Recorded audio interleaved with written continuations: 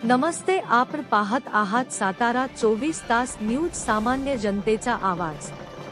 संत शिरोमणी नामदेव महाराज यांची 755वी जयंती महाराष्ट्र नव्हे तर भारतभर मोठ्या प्रमाणात उत्साहात साजरी केली जाते। संत शिरोमणी नामदेव महाराज हे 13व्या शतकातील महाराष्ट्रातील एक थोर संत आणि वारकरी संप्रदायाचे महान प्रचारक होते। त्यांची भक्ती, कीर्तन आणि समाज प्रबोधनाचे कार्य आजही प्रेरणादायी ठरते। त्यांनी महाराष्ट्रातच नव्हे तर भारतभर भागवत धर्माचे पताका फडकविले। त्यांचा जन्म कार्तिकी शुद्ध एकादशी सके 1192 इसवी सन 1270 रोजी हिंगोली जिल्ह्यातील नरसी बामणी येथे झाला। त्यांचे आडनाव रेळेकर असे होते। त्यांचे वडील दामाशेटी आणि आई गोणाई होती। त्यांचे कुटुंब पंढरपूरच्या विठ्ठलाचे परमभक्त होते। लहानपणापासून नामदेवांना विठ्ठलाची ओढ होती। त्यांना नैवेद्य बाल हट असे, ज्यामुळे विठ्ठलाने त्यांना साक्षात दर्शन दिले। सुरुवातीला नामदेव महाराज हे सगुण भक्तीचे उपासक होते, पण विसोबा खेचर यांच्याकडून उपदेश घेतल्यानंतर त्यांच्या भक्तीला निर्गुण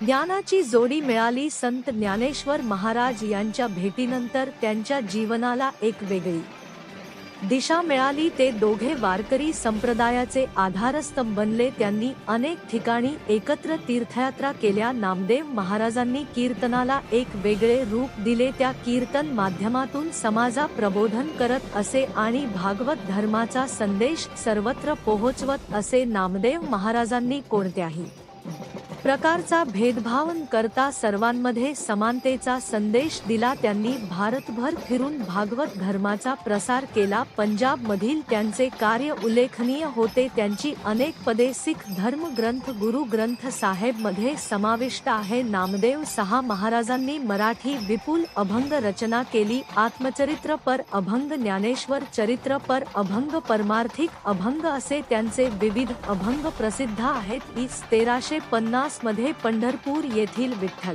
मंदिराच्या महाद्वारात त्यांनी संजीवनी समाधी घेतली। त्यांची ही समाधी नामदेव पायरी म्हणून ओळखली जाते। या पारीवरती भक्त डोके ठेवून देवाच्या दर्शनास जातात।